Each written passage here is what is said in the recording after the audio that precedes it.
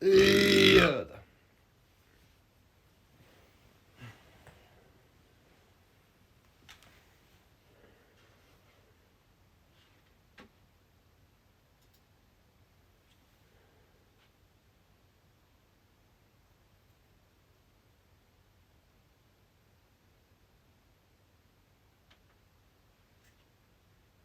Once upon a time.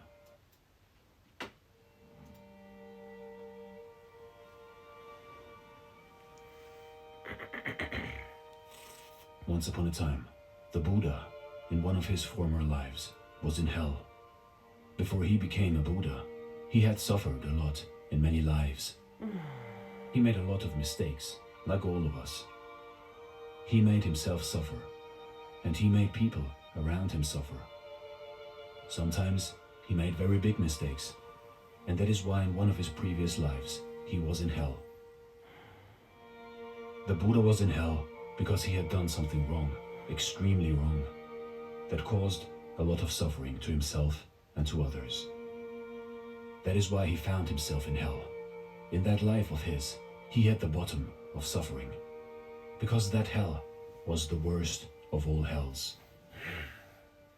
With him there was another man, and together they had to work very hard, under the direction of a soldier who was in charge of hell. It was dark, it was cold, and at the same time, it was very hot. The guard did not seem to have a heart. It did not seem that he knew anything about suffering. He did not know anything about the feelings of other people. So he just beat up the two men in hell. He was in charge of the two men, and his task was to make them suffer as much as possible. The guard also suffered a lot. It looked like he didn't have any compassion within him. It looked like he didn't have any love in his heart. It looked like he did not have a heart. He behaved like a robber. When looking at him, when listening to him, it did not seem that one could contact a human being because he was so brutal. He was not sensitive to people's suffering and pain. That is why he was beating the two men in hell and making them suffer a lot.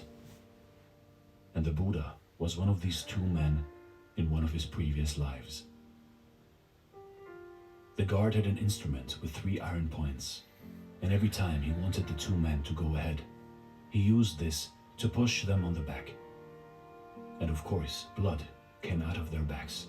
He did not allow them to relax. He was always pushing and pushing and pushing. He himself also looked like he was being pushed by something behind him. Have you ever felt that kind of pushing behind your back? Even if there was no one behind you, you have felt that you were being pushed and pushed to do things you don't like to do and to say the things you don't like to say. You come to a point where you don't recognize yourself anymore, and in doing that, you create a lot of suffering for yourself and the people around you. So the guard, he tried to push, because he himself was being pushed. He caused a lot of damage to the two men. The two men were very cold, very hungry, and he was always pushing and beating them and causing them a lot of problems. One afternoon, the man who was the Buddha in a former life saw the guard treating his companion so brutally that something in him rose up. He wanted to protest. He knew that if he intervened, if he said anything, if he tried to prevent the guard beating the other person, that he himself would be beaten. But that something was pushing up in him, so that he wanted to intervene, and he wanted to say, "Don't beat him so much. Why don't you allow him to relax? Why do you have to stab him and beat him and push him all the time?" Deep within the Buddha was a pressure coming up, and he wanted to intervene, even knowing perfectly well that if he did, he would be beaten by the guard. That impulse was very strong in him, and he could not stand it anymore. He turned around and he faced the guard without any heart and said, "Why don't you leave him alone for a moment? Why do you keep beating and pushing him like that? Don't you have a heart? That was what he said, this man, who was to be the Buddha. When the guard saw him protesting like that and heard him, he was very angry. And he used his fork and he planted it right in the chest of the Buddha. As a result, the Buddha died right away. And he was reborn the very same minute into the body of a human being. He escaped hell and he became a human being living on earth. Just because compassion was born in him, strong enough for him to have the courage to intervene, to help his fellow man in hell. The other fellow saw the Buddha die. He was angry, and for the first time he was touched by compassion. The other person must have had some love, some compassion, to have the courage to intervene for his sake. That gave rise to some compassion in him also. That is why he looked at the guard and he said, "My friend was right. You don't have a heart. You can only create suffering for yourself and for other people. I don't think that you are a happy person. You have killed him." And after he said that, the guard was also very angry with him, and he used his fork and planted the fork in the stomach of the second man, who also died right away and was reborn as a human being on earth.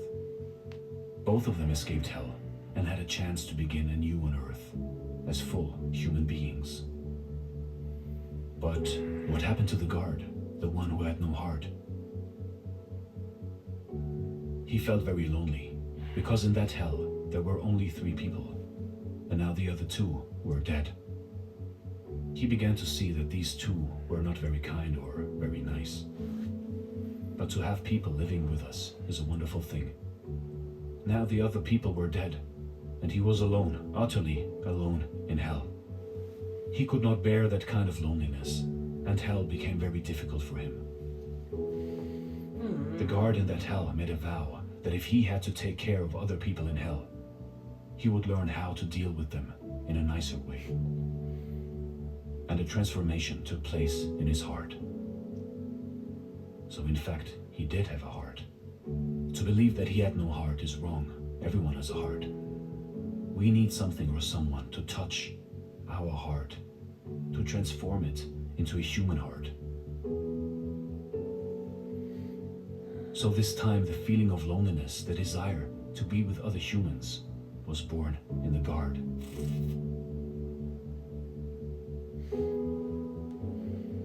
You see, in life, you cannot live on your own. Man is not your enemy. You cannot hate man. You cannot kill man. You cannot reduce man to nothingness. Because if you kill man, with whom will you live? Don't live on your own.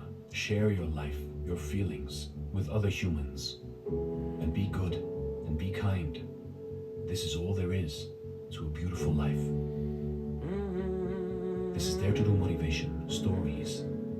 Thanks for watching and stay blessed.